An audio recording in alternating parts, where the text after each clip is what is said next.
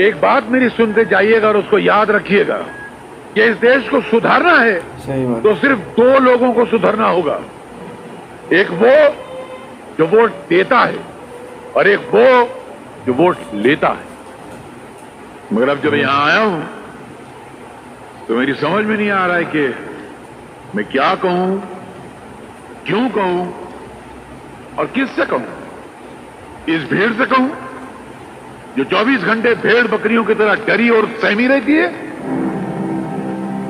जो देश की रक्षा करना तो दूर की बात है, अपनी मां बहन और बेटियों की रक्षा नहीं कर सकते।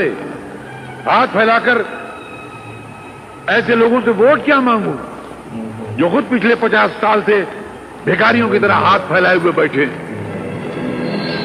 ऐसे बुज़दिल लोग जिनके जमीर मर चुके हैं, जो जुल्म सह सहकर जमीन दो धोते जा रहे हैं, ऐसों से मैं क्या वोट मांगूंगा।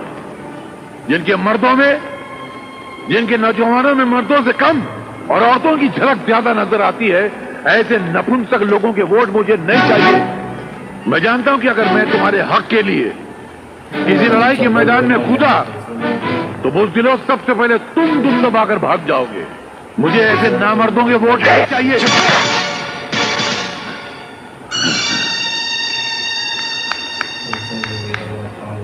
शाबाश, यही चाहता था मैं। अब मुझे परवाह नहीं है कि मुझे वोट मिले या ना मिले, मैं जीतूं या हारूं, मुझे इसकी कोई परवाह नहीं है। मगर जो मैं चाहता था मेरा वो काम हो गया।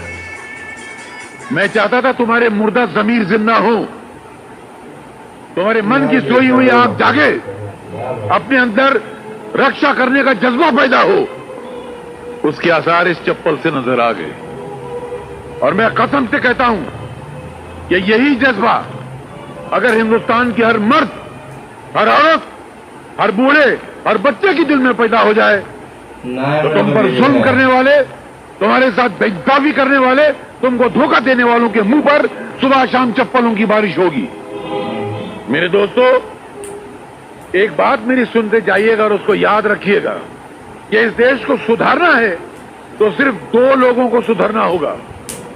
एक वो जो वोट देता है और एक वो जो वोट लेता है। अगर ये दोनों सुधर गए तो भारत सुधर गया। शुक्रिया साहब, मुझे माफ कर दो। अरे कोई बात नहीं बेटा, कोई बात नहीं।